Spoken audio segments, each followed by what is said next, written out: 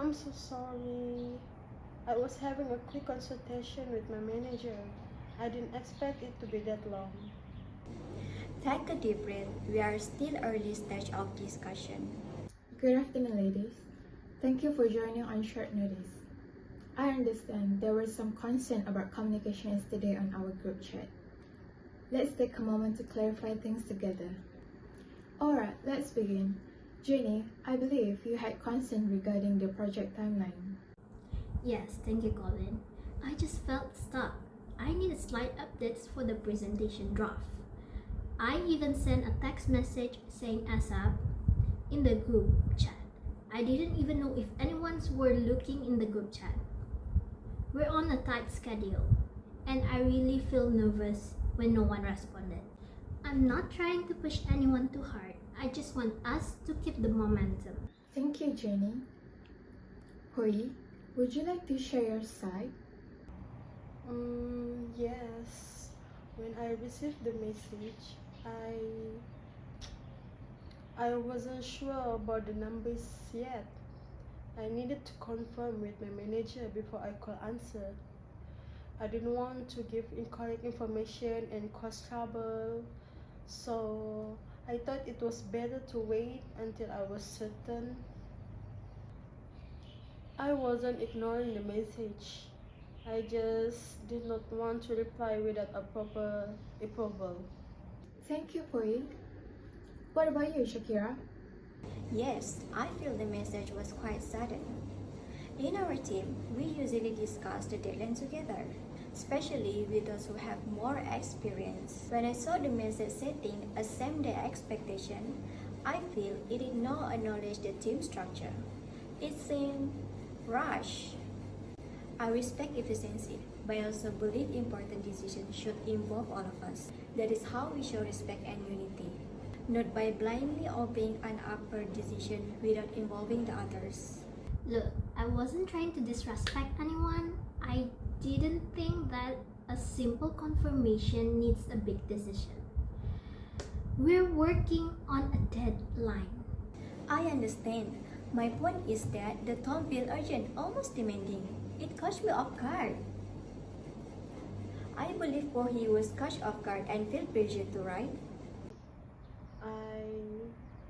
I did feel a little pressure, yes. Alright, thank you all.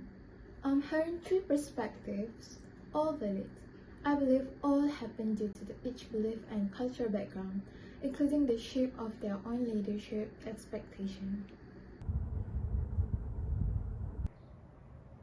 This is not just a case of anyone being wrong. It's simply a clash of global communication styles, and that's exactly what this program is meant to help you navigate. To make sure we stay aligned, I'd like to propose a team charter. Tell me if this feels fair. First, acknowledge rule. Everyone replies to message within 24 hours, even if just received. We'll update soon. Yes, that really helps. Thank you. Yes, I can do that. Second, decision-making protocol.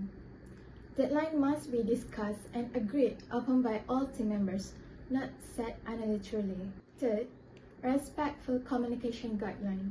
Direct messages are fine, but tone must be remain cautious. If something feels unclear or urgent, we clarify gently. I can adjust my tone and I don't realize that it came across as harsh. Thank you for pointing that out. Thank you, this will help all of us. Next, weekly check-in. We align progress every Friday to avoid surprises, at least for 50 minutes. Yes, it would be helpful. I appreciate the structure. Good. I'm proud all of you are sharing openly. Remember, this Global Leadership Program, GWILDP, is not about changing who you are, but understand how others work from different countries. Agreed. Thank you, everyone, and I'm really sorry for the misunderstanding. No need to apologize. I will also communicate more clearly too. We learn each other. That is the purpose of this program. Exactly. Alright, team, let's move forward together.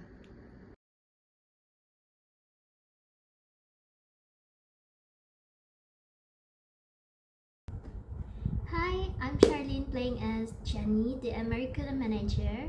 So my self-reflection on playing this role play is the experience felt very eye-opening. And I'm used to communicating on more chill, indirect and polite way.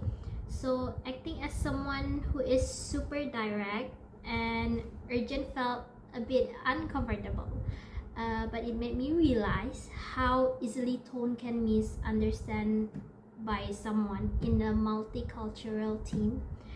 So in the roleplay, what I thought was just getting things done quickly ended up sounding rude to the Saudi team member, and the Chinese employee felt stressful.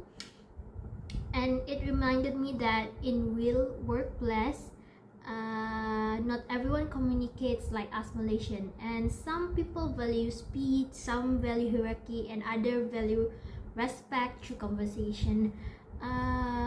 This activity really taught me that as future leader, especially Gen Z entering the global jobs, we need to be more aware, flexible, and understanding when dealing with different cultures.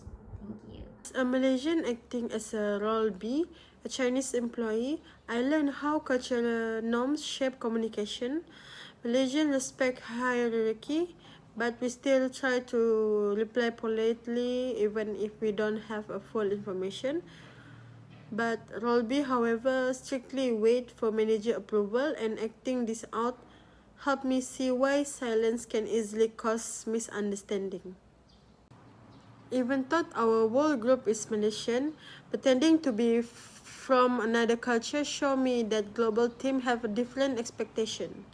This role taught me the importance of giving quick acknowledgement and being clear, especially when working with people who value accuracy and hierarchy differently from us. My name is Amira Karina Binti Ismadi, and I'm playing a British Global Program Director, and I realize how different leadership styles can be from our own Malaysian norms. In Malaysia, leaders often balance firmness with friendliness, but role day require a calm, natural, and structured approach, something very characteristic of Western leadership styles. Even though all of us in the group are Malaysians, acting as a leader from another culture helped me understand how global organizations expect clarity, fairness, and emotional intelligence. I had to be neutral and create solutions, not take sides, something that Malaysian students who tend to avoid conflict sometimes struggle with. This role taught me that Malaysian leaders have strength in empathy and diplomacy, but we must also learn how to be assertive and systematic like global leaders. Even though we act as a different nationalities, the experience helped all of us as a Malaysians understand what it means to lead in an international environment. Thank you. Hello, my name is Nurul Kratul Ain and I'm the director of this roleplay. Being the director of this assigned roleplay task gives me a new perspective. I had to understand every character's emotion, cultural background, and intentions. Coordinating the scenes and tones showed me how important teamwork and clear communication are. As Malaysians, our polite and harmonious style is very different from the American, Saudi Arabian, Chinese, and British leaders we portrayed. Guiding the team to step out of our comfort zone taught me a lot about cultural sensitivity. This role helped me improve my communication, planning, and leadership skills. I learned how to give instruction respectfully, encourage ideas, and manage misunderstanding between team members. This role also helped me to be more creative by allowing me to create a scenario prompted to align with the task given. I appreciate the role given as I believe it could not only sharpen my creativity but also make me more understanding on the differences in cultural workplace as I researched before creating this role play. Thank you. Hello, my name is Nurjan Davidizari and my role is editor. Although I didn't act in the role play, this assignment taught me a lot about cross-cultural communication. Watching the scenario and joining the discussion showed me how easily misunderstanding can arise between different cultural perspectives. What seems normal to one culture may be seen as rude or confusing to another. I learned that each character reaction reflects their cultural values, directness, respect for hierarchy or tone, which highlighted that effective teamwork requires awareness, empathy, and clear communication. Observing the process also made me reflect on my own communication style and the need to be mindful of how my messages are interpreted.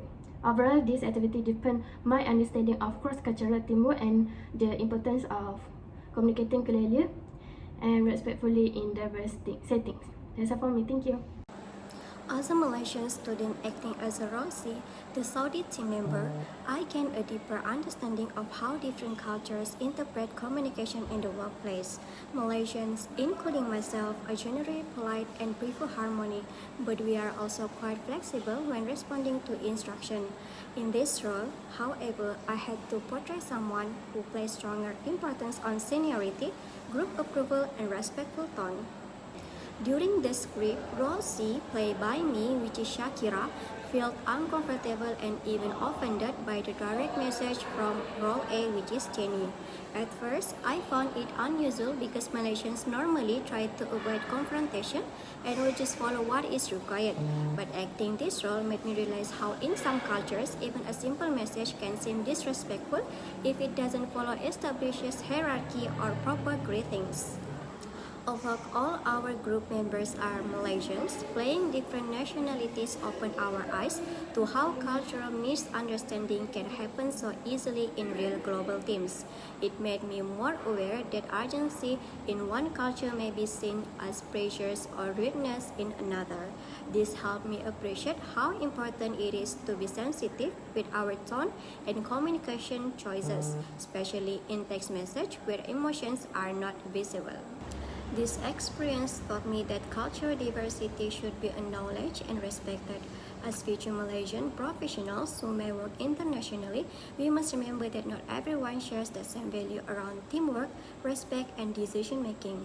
Overall, playing role C, which is Shakira from Arab side, strengthened my awareness of cultural intelligence and how to communicate more thoughtfully in multicultural settings.